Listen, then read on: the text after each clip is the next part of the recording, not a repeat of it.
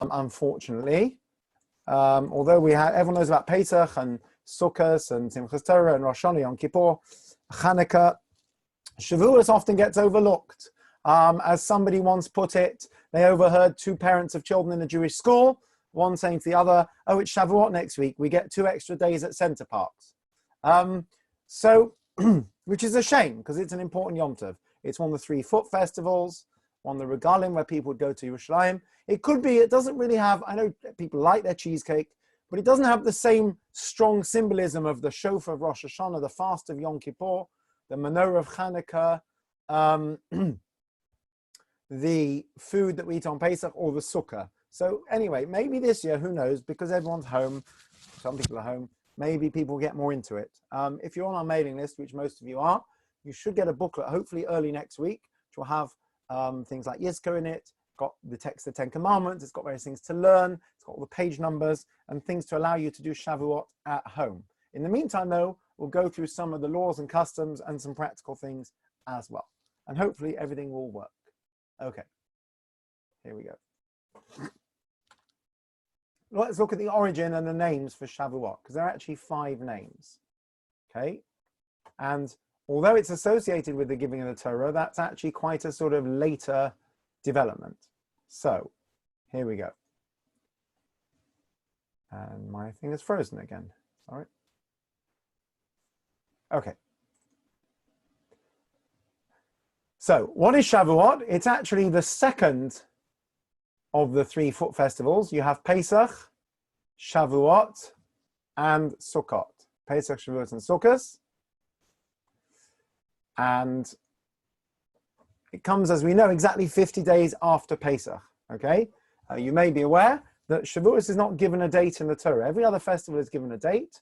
Shavuot is the 50th date after Pesach. How do you know the 50th day after Pesach? Well, very conveniently, of course, we are currently counting the Omer until we get to 50. So Shavuot it says you should count for yourself. So you may have come across the problem before that if you cross the international date line, then you could get yourself into a bit of a mess.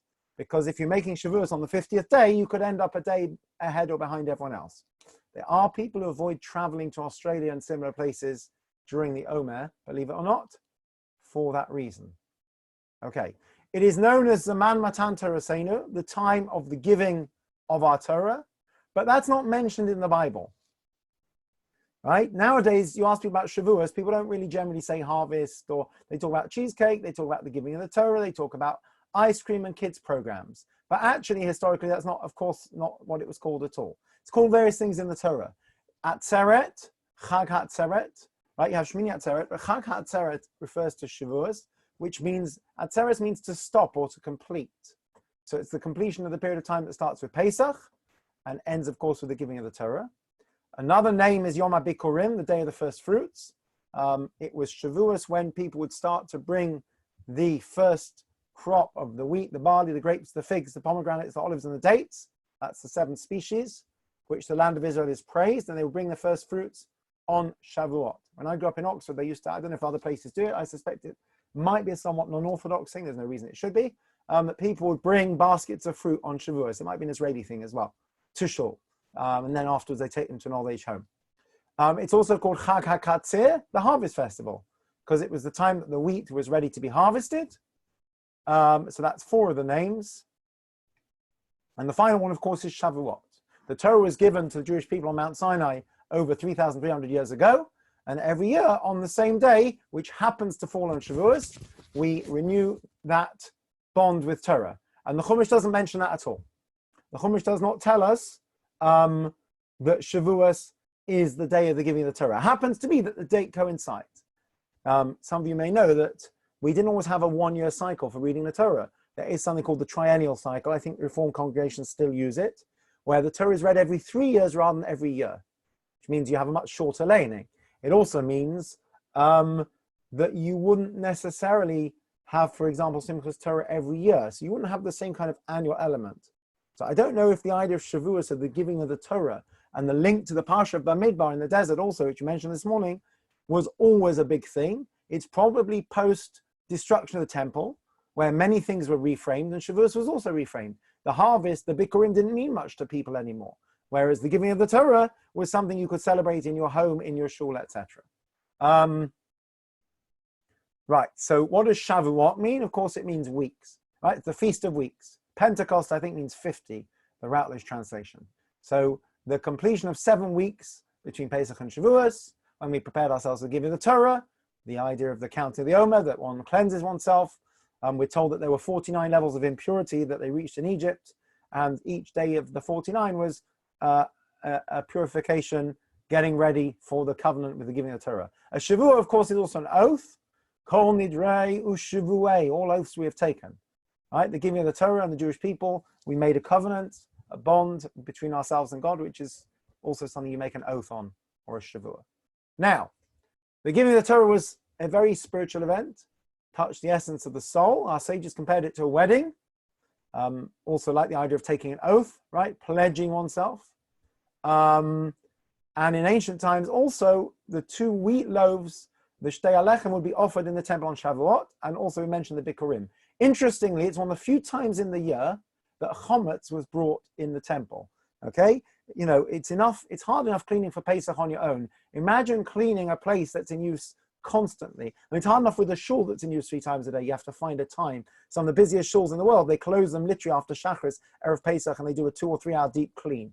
Right? The temple, you couldn't, I mean, it's almost impossible. So the answer is, if you look, a lot of the offerings were matzah, or the menachot were basically flat, unleavened bread, which was Pesach dik.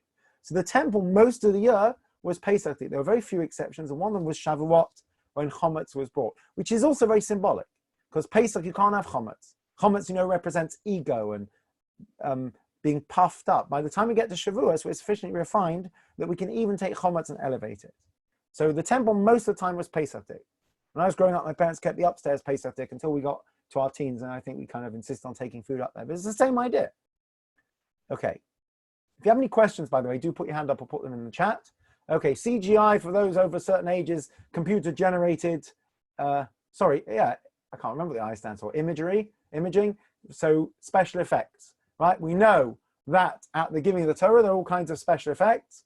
We've got the story here. I'll try to tell it with suitable drama. So dawn on the 6th of Sivan in the year 2448 from creation of the world. I've no idea what that is in BCE, but it's 3320. It's about 1200 BCE.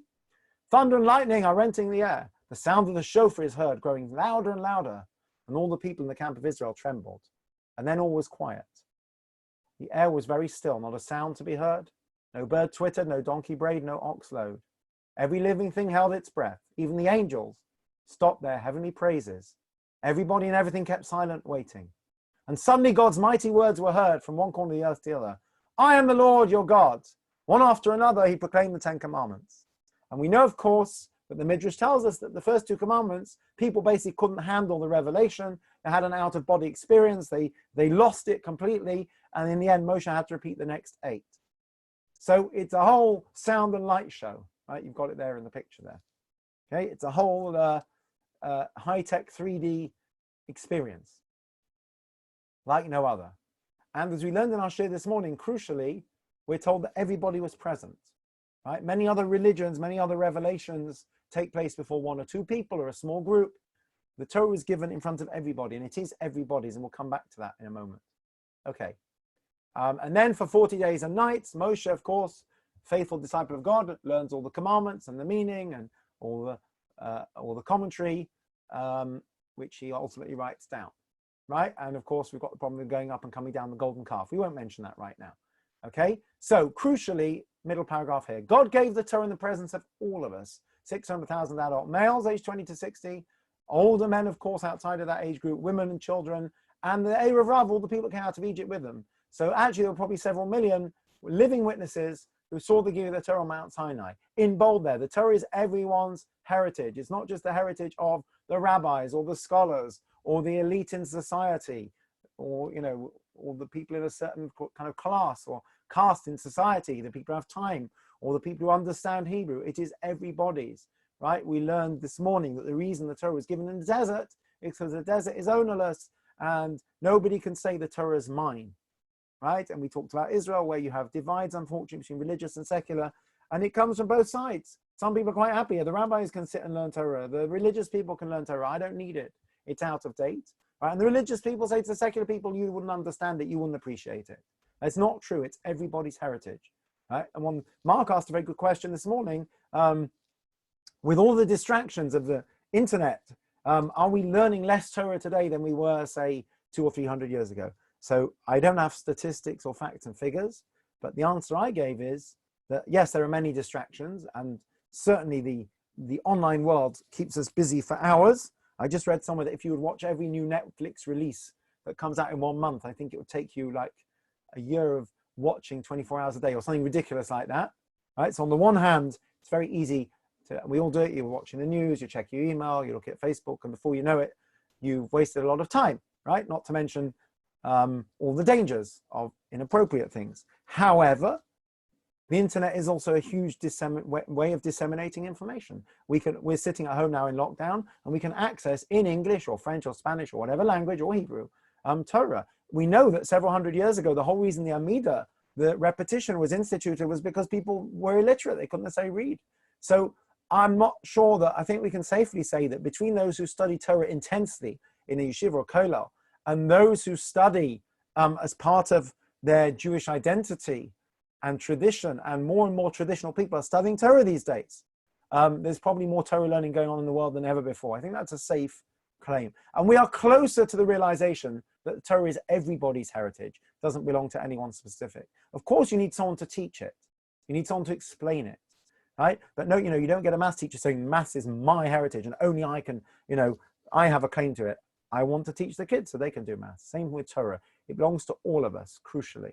Right? We also have this idea that says even those of us that weren't alive, our souls were there at the time of the giving of the Torah. This Kabbalistic idea. Right? So we were all party to that covenant.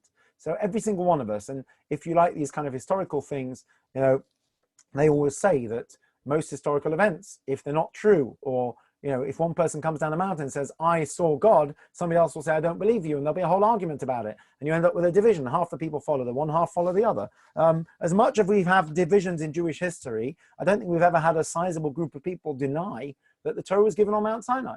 It is a historical event that our ancestors were witness to. And to the best of my knowledge, nobody challenged that. So we're not relying on somebody else. We're not relying on even Moshe to tell us, God spoke to me. He spoke to all of us directly, which is a crucial point about Judaism. Right? We all connect to God. You don't need someone else to do it on your behalf. They can help you and give you pointers, but we each have that connection. Very important point. Okay. Now, famous Midrash. It's just a little mystical glimpse of the difference and what the giving of the Torah represented. So the Midrash says, what can we compare the giving of the Torah to? To a king who decreed the Romans may not descend to Syria and the Syrians may not ascend to Rome. Right? So he said, here's the border and that's it. You cannot cross this border. Right? Graham's mum lives in Cyprus. I once made the mistake of visiting the Turkish side of Cyprus, and I wanted to then go to the Greek side, and they wouldn't let me in because I entered through an illegal airport. There's a very serious border there, and you don't want to get caught in the sort of no man's land in between. So we have a border or a wall, right? East and West Germany, okay? So in the old days, obviously, Mr. Trump's wall with Mexico, whatever it is. So there's a wall. And then it says, when God created the world also, he said, as for the heavens are the Lord's, but the earth is given to mankind. If I tell you that in Hebrew, you'll recognize it. Hashamayim, shamayim ladoisha, v'ha'orez nasan livnei adam. Right, so the heavens are the realm of the heavens, and the earth is given to mankind. Right, the earth is a place where we have to do our toil. Now, when God wanted to give the Torah, what did he do? He tore up this decree. He broke down that border. He said, the lower beings may ascend above, and the higher beings may descend below. And I will start. And the Torah tells us that God descended upon Mount Sinai, and that Moshe ascended before God. So what does all this mean? It means that before the giving of the Torah, you had the spiritual realm and the physical realm. No matter how holy you were, you couldn't connect the two in a permanent way. So it says that the patriarchs did certain mitzvot, but they didn't do them in the permanent way we do them nowadays. After the giving of the Torah, the idea of this midrash is that God descending and Moshe ascending represents this paradigm that now we have the power to elevate this physical world and to make it spiritual and holy. Like I mentioned in my sermon last week, the 6 days of the working week. Since the giving of the Torah and this breaking of the boundary between heaven and earth, our everyday actions can now be sanctified. Right? Every mitzvah we do, even the most mundane of mitzvahs, right? Every mitzvah we do, when we follow we do a mitzvah, and we do it according to the Torah, we sanctify our everyday activities. And it's not just the highfalutin, as they say in Yiddish, the heicha fensters, when you're sitting in your ivory tower, learning Torah or Shabbos and Yom Tov. It's everything we do every day of the week. Right? There's been a lot in the news recently about Chilul Hashem, things that done publicly, gatherings on Lag BaOmer and weddings and things, which raises a lot of eyebrows. It's very easy to make a bad impression. It's equally easy to make a good impression. Right? If you are out and about and you simply are a decent person who acts honestly in accordance with Torah and does mitzvot, you sanctify and transform your everyday life. Right? When we take leather, make it into tefillin, we transform it. We take parchment, make it into Sefer Torah, we transform it. We take money, which is a very basic greed, can be something connected to greed, and we elevate it by giving it to charity. We take wine, which can be abused, and we drink it for Kiddush rather than getting drunk on it. Right? All these things. So this is fundamental idea that a mitzvah connects physical and spiritual is a post-giving of the Torah idea. Okay. Right, that's that. Let's look at some laws and customs, some of which we know probably. You may not know some of the reasons. So a couple of things. Why Shavuos is a bit of a pain. I shouldn't say that. That came out wrong. It's tricky because first night Sukkot, you're also supposed to make Kiddush. It's very simple, right?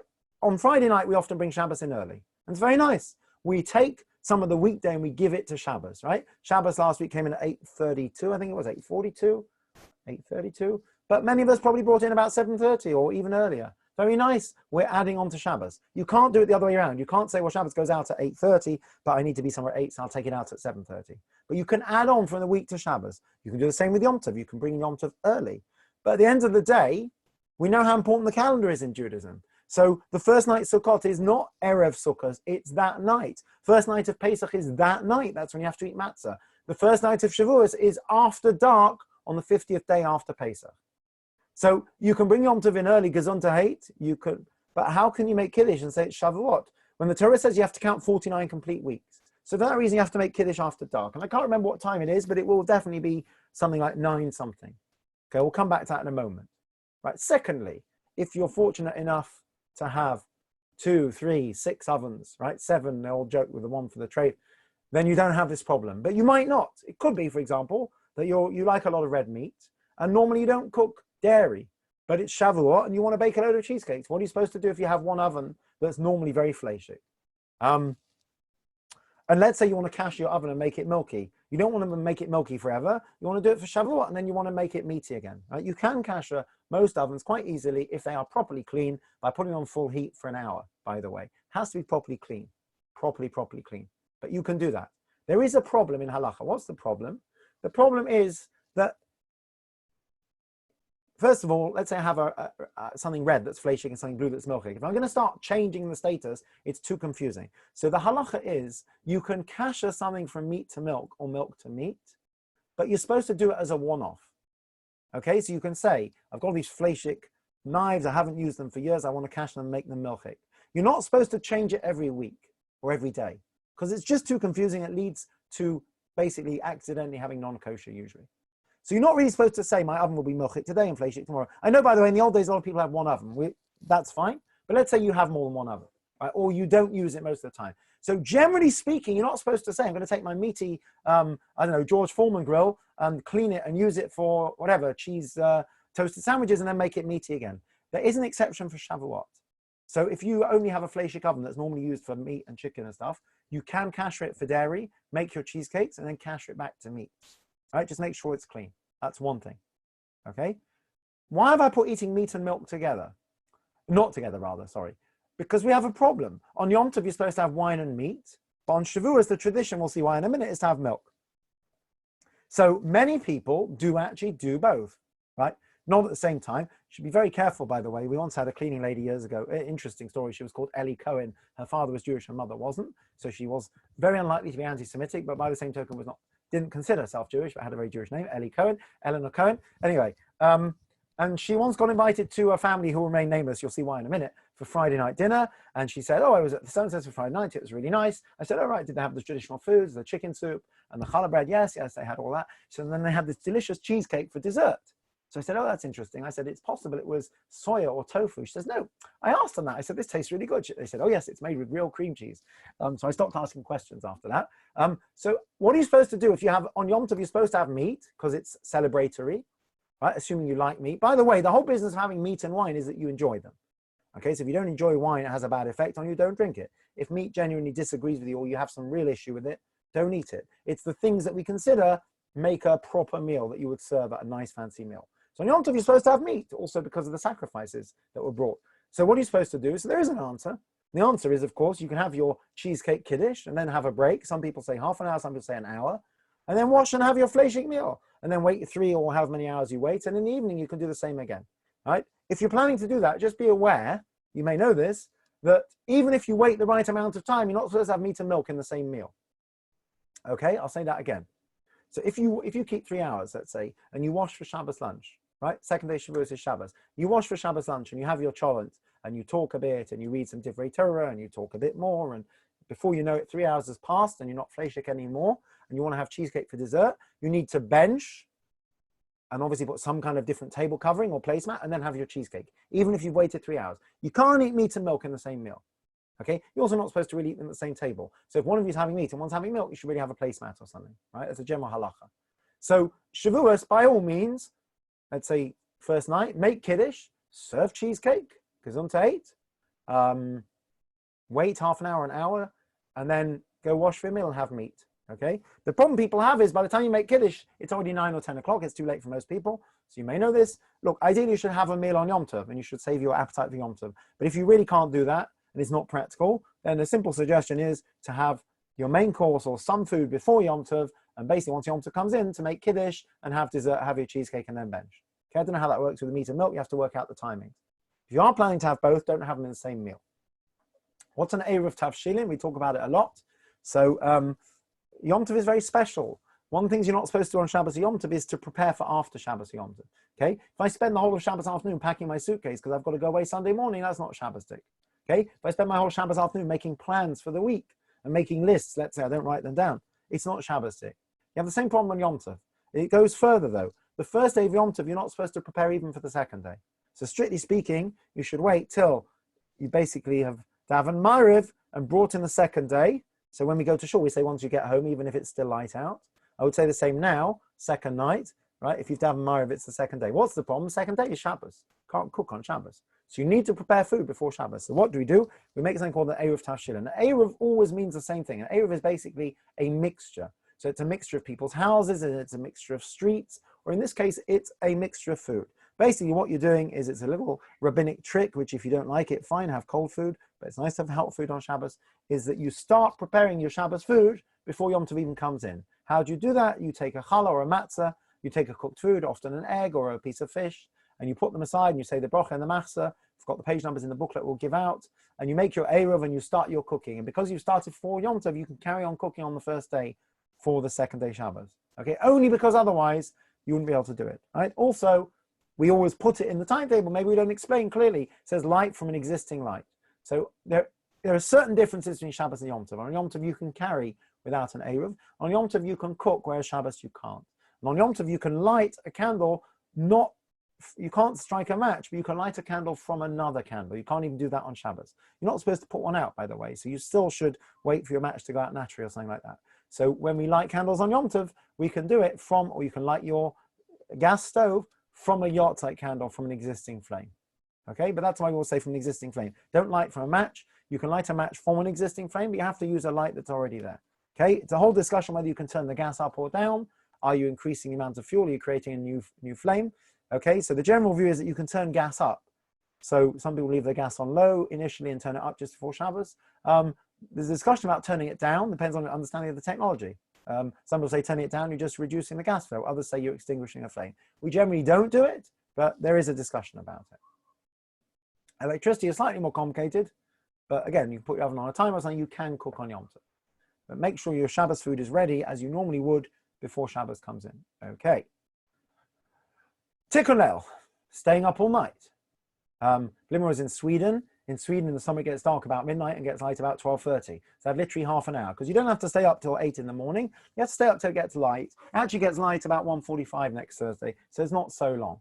So why do we do that? The Midrash tells us that the night before the giving of the Torah, the Jewish people did what anybody does before an important event, right? You go to sleep early, so you'll be nice and fresh. Seems like a good idea.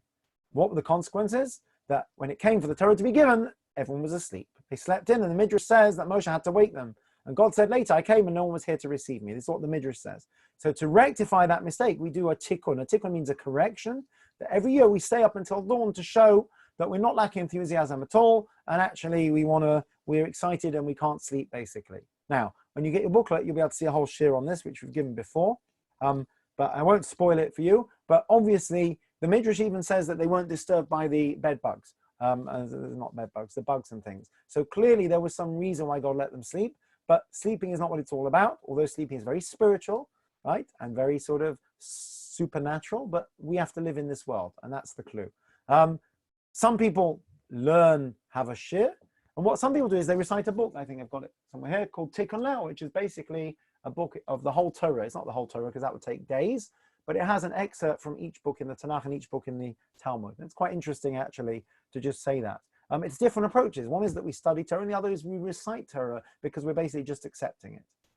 So there'll be some resources for you if you want to stay up late. You can learn anything. Take out a chumash, print something off the internet. There's all kinds of stuff. I'm happy to give people guidance if they want ideas. So strictly speaking, you don't really need to stay up past 1:45 a.m., which is still quite late. Okay.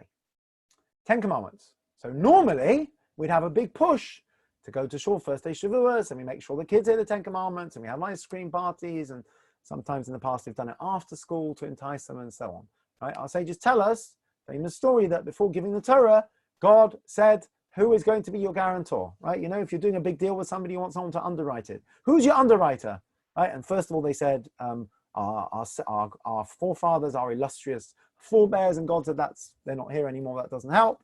And then the people said, we ourselves. He said, yeah, but you're not going to be here forever. And then finally, God says, they said, our children, and God said, as they say in Yiddish, good gesagt, well said. And he gave the Torah. Our children are the future, right? If it's not your own child, somebody else's child, right? We saw a source this morning that in the times of the Talmud, when public education didn't exist, the rabbis were setting up teaching systems.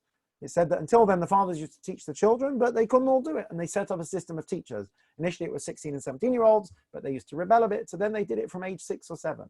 Okay, just to give you an idea, formal education in this country didn't become nationalized, a sort of national thing, until we think about 200 years ago.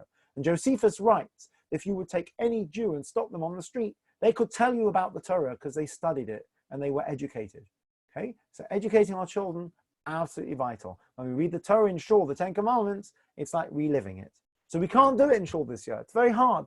I suppose there are people who might go and read it through people's windows. All I can say is if you have any children at home, grandchildren, please try to read the 10 Commandments, at least in Hebrew or in English, and discuss it and relive it in that way. And again, it'll all be in the booklet. Okay, this is one of the challenges we're facing this year. We obviously won't be together for that. Okay, dairy foods, big one, cheesecake, right. Got milk and honey up the top there.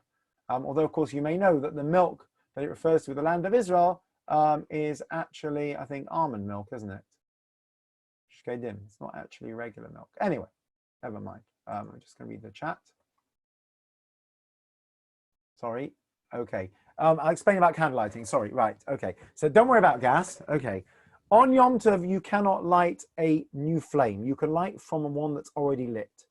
So all I was saying is if you have a gas stove, you could, in theory, light it on Yom Tov. You don't need a gas stove. What you need is a yahrzeit candle of some kind that will burn for 24 hours. It's not really a yahrzeit candle, a 24-hour candle. So you light it before Yom Tov, and that way you can light your candles from it on Yom Tov. And anything else you need, like back in the day, we had pilot lights. You needed to light them, things like that.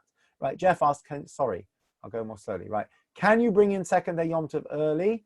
Okay, well, strictly speaking, can you daven Mariv early? Can you make Kiddush early on Shabbos? All these things. Sorry, no, Kiddush is different. Strictly speaking, you're supposed to daven Mariv when it gets dark. Right? Why do a lot of shuls do Mincha Mariv together? Because you won't get a minyan otherwise. Okay, but the other point is that people won't daven otherwise. So I've asked the Shaila years ago, asked Eingeli, we're in shul Friday night. Let's say there's 7 people in shul. Right? So we don't have a minyan. So really what we should do according to halacha is we should do mincha, because it's the correct time, and we should say to everyone, go home, and when it gets dark in an hour's time, daven, Kabbalat Shabbat, and Ma'ariv. If we don't have a minyan, there's no reason to rush our davening. However, it could be, we all know there might be people who daven in shul but don't daven at home. So if we didn't do it in shul there and then, we might lose some people davening. So for that reason, you can daven Ma'ariv early. So I would say to you that if you can wait till it gets dark, till nightfall, which is about 9:40, I think, or 10, whenever it is, then that's preferred. First night Shavuot, you can't daven Ma'ariv early because it's got to be the full time. But second night, you can daven Ma'ariv early if you have to, especially if you would probably otherwise forget or fall asleep, or your wife or children would be very upset with you. Not everyone would agree with that. I think it's not the end of the world. So you could daven Ma'ariv early and then bring in, light the candles early, and then basically make Kiddush and bring Shabbos in. I don't think it's the end of the world. I think I would say that. Okay. Right, dairy foods. Why do we eat milk? Right, you can have traditional cheese blintzes or quiche or casserole or whatever else, okay? I mean, the whole milk and meat thing is going to go with veganism. More and more people are becoming vegan, then you don't need two sets of dishes. Anyway, right. But in the meantime, on Shavuot, a 2-loaf bread offering was brought in the temple. So to commemorate this, we eat 2 meals, a dairy meal and then a short break and then a meat meal. That's nothing to do with dairy, actually. That's an idea of eating 2 meals, which I did mention earlier. Right, when the Torah was given, obviously one of the things with the giving of the Torah was you had to keep the kosher laws. And it says the Torah was given on Shabbos. So you can't slaughter an animal on Shabbos, and you can't cache a dish in hot water or fire on Shabbos. So therefore, that's one of the reasons they say they ate dairy. It's easier to be kosher with dairy food where you don't have to shecht it, and you don't have to clean it, and you don't have to cache it, and so on. That's one of the classic reasons given, right? Either that they weren't familiar with the laws, even though they had some kind of kashrut before that, but it wasn't mandated by Torah, right? It's a bit like anything else. You know, you could have something like years ago, food safety wasn't regulated the way it is today. So somebody could say, we've always known about this stuff, but when the new rules come in, suddenly we have to learn all the new rules and we have to pass a test, right? Doesn't mean we weren't doing it before. So they had some kind of kashrut, certainly, but they didn't have the detailed laws, right? In answer to Sally's question about the meat meal, because it's Yom Tov, and on the 3 Yom Tovim, really you're supposed to have meat to commemorate the fact that you would bring a korban chagiga, a meat offering in the times of the temple, and meat is associated with Shabbos and Yom Tov. The problem is we have to also have milk. So fish. Fish is definitely also a nice food. It's very Kabbalistic and mystical to eat fish. Look, if you can't do meat, fish is definitely better. Salmon or something like that. It's more expensive than meat, by the way. Most people don't believe that, but it's true. As I said earlier, it's what tickles your fancy. So most people like meat and they like wine and they like, you know, don't drink wine during the week. You're driving or you're busy. You have some wine on Shabbos or some whiskey or whatever. You'll have like your chicken and chicken soup Friday night. I was vegetarian for many years and people used to say, how do you manage? How do you manage? I say to them, how do you manage? So what do you mean meat? Really? How many times a week? And Americans say every night, or South Africans. But most Brits say, I don't know, once or twice a week. Okay, so once or twice a week we have tival. It's not the end of the world. And most of my kids don't really like meat that much. We eat it Shabbos, basically, and that's it. Okay, so in answer to Sally's question, it's traditional to have meat on Yom Tov if you can juggle it and work it out. If not, many people have milk. If you don't like meat or it makes you ill or it makes you sick, then you shouldn't have it. Or you can't get kosher meat, or you can't afford it. Okay, so there's a couple of things. That dairy was easier. There's lots of other symbolism as well. Next slide. The Torah is like milk, which nourishes. The Hebrew word for milk is chalav, which is chet, which is 8, and lamed, which is 30, and vav, which is 2, which adds up to 40, which is the number of days that Moshe spent on the mountain. There you go. By the way, chelev, fat, also adds up to 40. So I don't know, maybe we should have fatty meat. But anyway, and it says when Moses went up the mountain, the angels told God, why are you giving the Torah to these earthly beings? You should give it to the heavens. And he said, no, because you don't keep the laws that they keep. For example, the kosher laws. And so on Shavuot, we flaunt our observance of the kosher laws by eating dairy and at some point eating meat as well, according to that. Okay, yeah. So, but the classic explanation is the fact that they didn't have time to sort out all their fleishiks, so they had milchiks instead. Right? And now that's become a whole thing to have dairy. Like I said, just be careful with the timings. Okay, Yizkar. Not sure why it got put here, but we'll talk about Yizkar. So the first question is, we know that in general on Yom Tov, we don't do sad things, right? We don't bury people on Yom Tov, but we wouldn't give a eulogy, right? In some shuls, you don't even announce levayas on Shabbos or stone settings because Shabbos is a happy time. Okay, fine. So why do we do Yizkar? So there's a couple of answers to that. The first is that we're happy and we're in simcha, and that's exactly the time when we miss those family members. You know, Pesach Seder is a very hard time.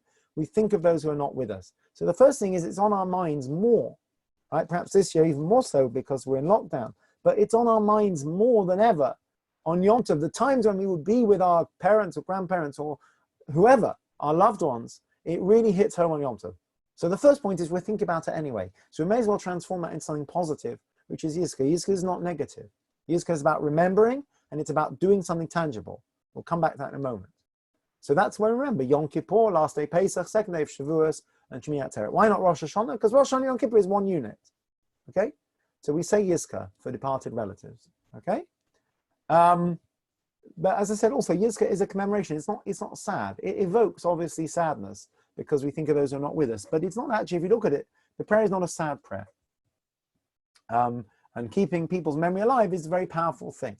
Right? It says that when we do what our parents want us to do, brings them nachas. And I always say this at Levayas all the time. We all know it's true. People say, chip off the old block, as opposed to, his mother would be turning in her grave right now. That's the reality. So by honoring them, by doing things and mitzvahs, we honor them. So the funny thing about Yizkor, if you can say that about Yizkor, is that it never started as a service where everyone's in shul and people come out if they've got the parents alive, which is a whole other discussion. It started as, around Yom Tov time, you would make a pledge to give tzedakah, to do something tangible for your loved ones. Right? Jewish people like to put up plaques or have ceremonies. Okay, I don't mean that flippantly. Right? We've got a whole issue with stone settings at the moment. Right? They're not having stone settings because of social gatherings, but I believe stonemasons are still putting stones up. So we tell people, they're very upset they can't have a stone setting. I understand that, but please know that the stone's gone up, the grave is marked, you've done the main thing. That having a bunch of people and saying a bunch of psalms and saying Kaddish and speak about the person is all very important, but the main point is the grave should be marked, and you've done that. And you'll mark it later on through a ceremony. I guess one of the first things we'll have to do when everyone's back in shul is to have some kind of memorial service.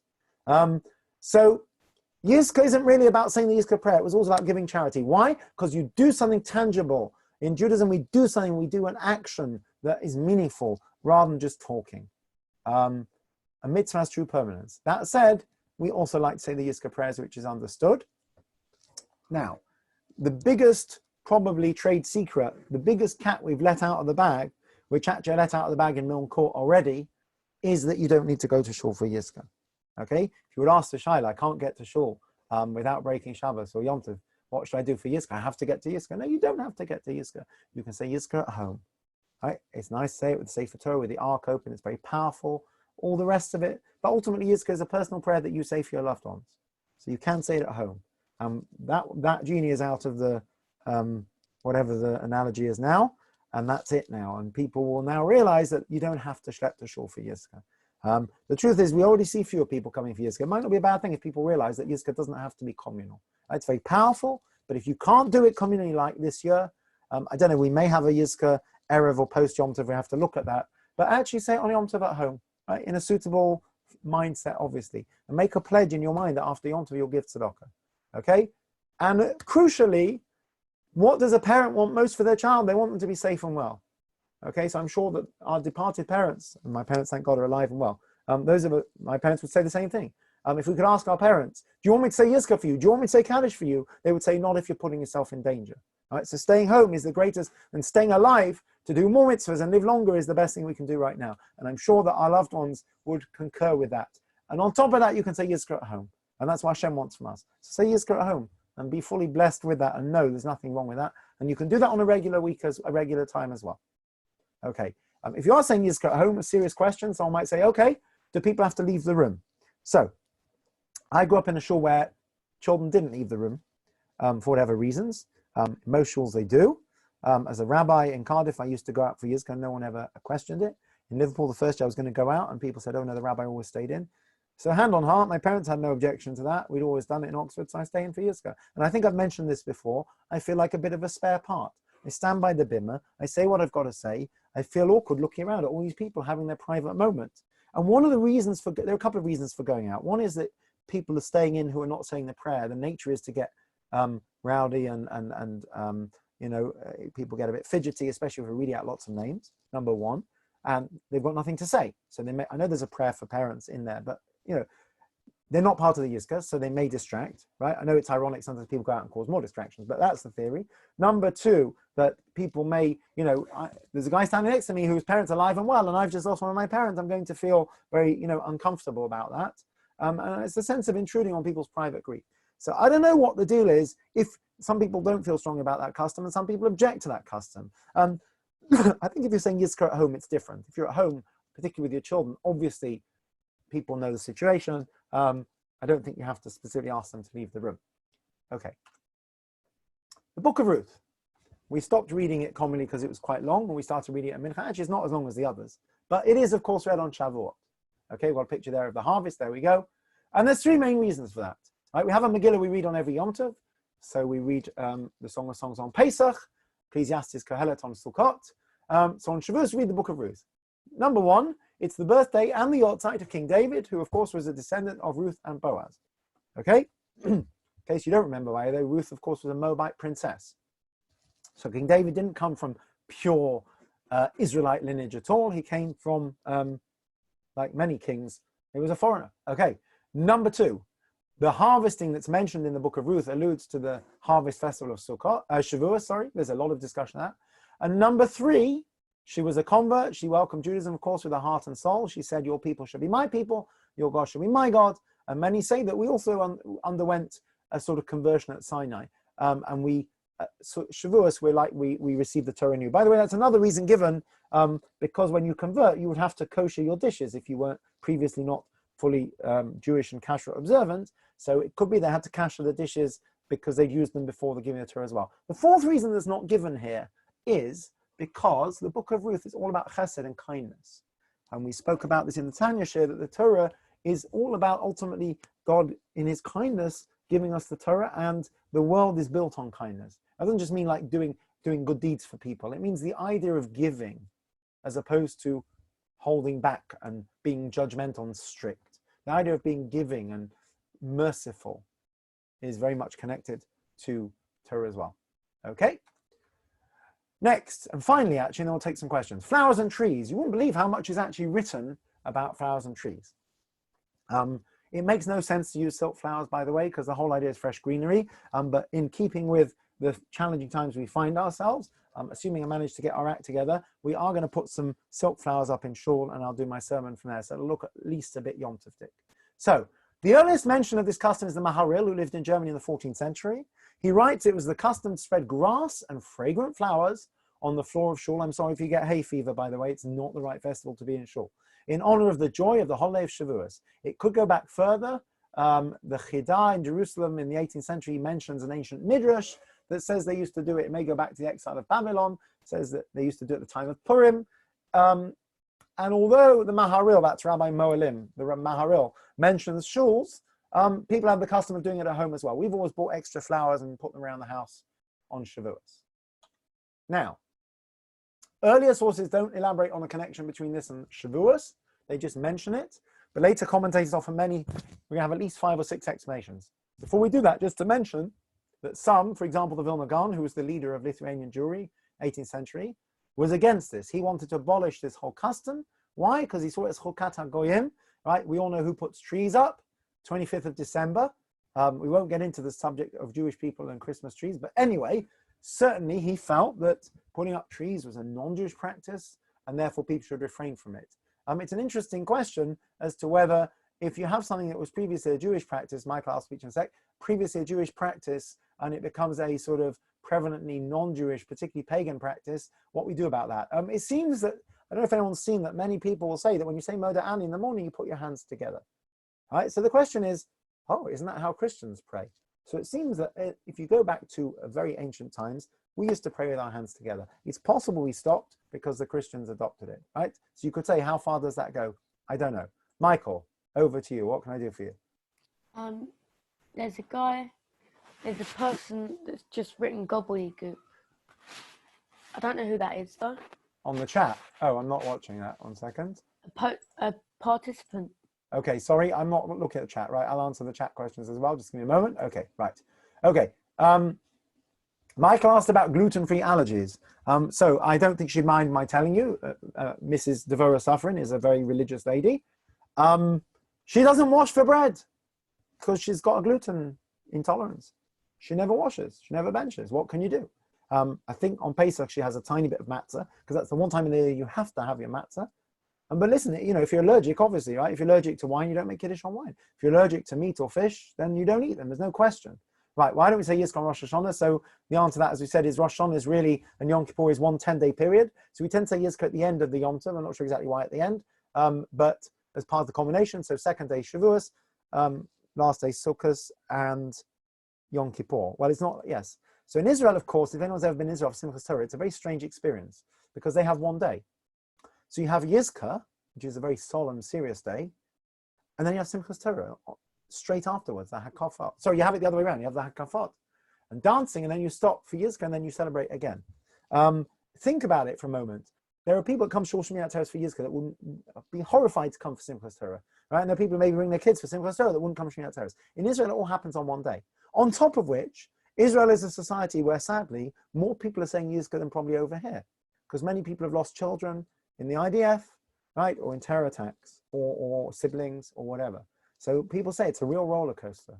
You have everything in one. It's like all the emotions in one day.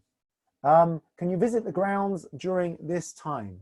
Brenda asked, I'm not clear. Are you asking from a social distancing point of view?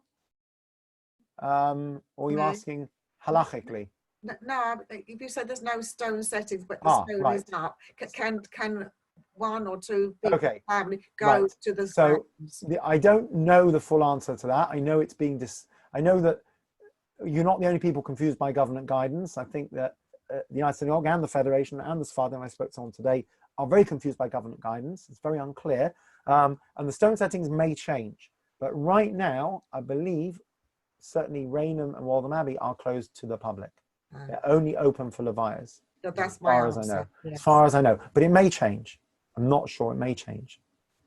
Okay. So the Vilna Gaon felt that putting up trees in general was a non-Jewish custom. You may agree or disagree. He was a leading light. And there are those that have a custom not to put trees and flowers in shul. Okay. I mean, look, the whole business of putting flowers on graves is seen as a non-Jewish custom. There's also the argument that they eventually die and you don't want to bring more death into a cemetery. Okay. I am noticing more and more flowers on graves. I'm noticing more and more black suits and ties at Levias. But anyway, that's a different discussion for another day. Okay. More about flowers and trees.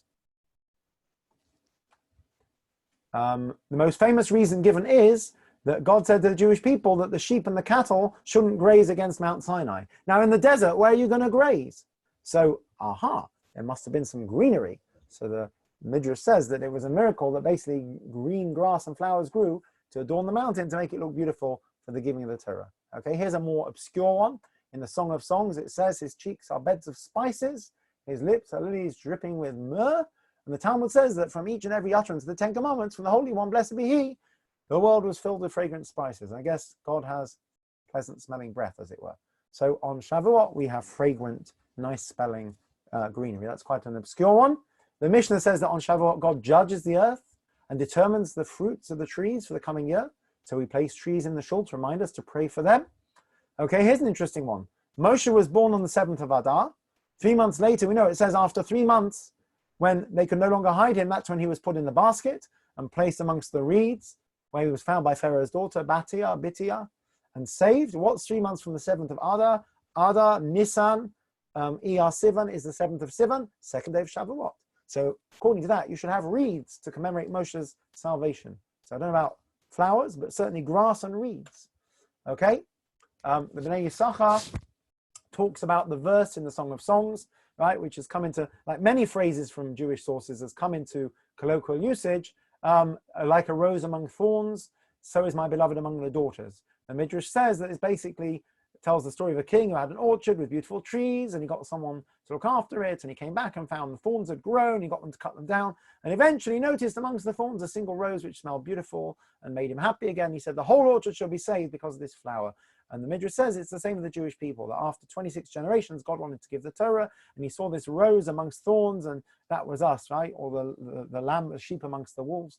So anyway, there's an idea about a rose amongst thorns, so we should have some roses according to that. And finally, some say, very simply, because Shavuot is a harvest festival. So therefore, it was the season also of Bikurim. So all of these are reasons why you might have grass and flowers in the shul. Like I said, I think that's the end. Yeah, that is the end. No reason not to have them at home as well. It's a very nice thing. It's a beautiful thing. Get some flowers and so on. Before someone says, do you have to risk yourself and go shopping? So obviously, if it's a choice of not having flowers or having to go out and it's not safe for you to go out, please stay home, right? I was always taught that you should buy flowers for Shabbos every week. It's the least the husband can do for his wife when she's going to a lot of trouble to cook and so on in most homes, right? And if the man's doing the cooking, then buy him flowers. I did manage last week. You know, popping out to the shops for those who can even do so safely now takes at least an hour to an hour and a half. I went to post office day, it took me 2 hours. So, you know, you have to be sensible, right? So you're going to say, and what happens if you don't have cheese for cheesecake? Okay, so get by, you know, it's not Pesach where you've got to have matzah and Pesach fruit. These are all customs and traditions, okay? There is no mitzvah of Shavuot other than observing Yom Tov, right? The mitzvah would have been the bringing of the first fruits. Yes, it's nice to hear the 10 Commandments. It's nice, of course, to learn all night. But these are not mitzvahs mentioned in the Torah. Perhaps the most interesting thing is that Shavuos in the Torah has got nothing to do with the giving of the Torah. It's to do with the harvest and the first fruits. And what happened, of course, is once the temple was destroyed, we no longer had that. It was reframed very successfully. So much so, you ask people what's Shavuos, it's the giving of the Torah. Okay, herein endeth my presentation. If anyone has any questions or comments, I will try to unmute you and hopefully that will work. So please just raise your hand if you don't know how to do that. I'll tell you what we'll do. We'll just unmute everyone. No, not do that. Yeah, we'll unmute everybody. We'll see how Rabbi, that. Yes. can I share my screen and show you something?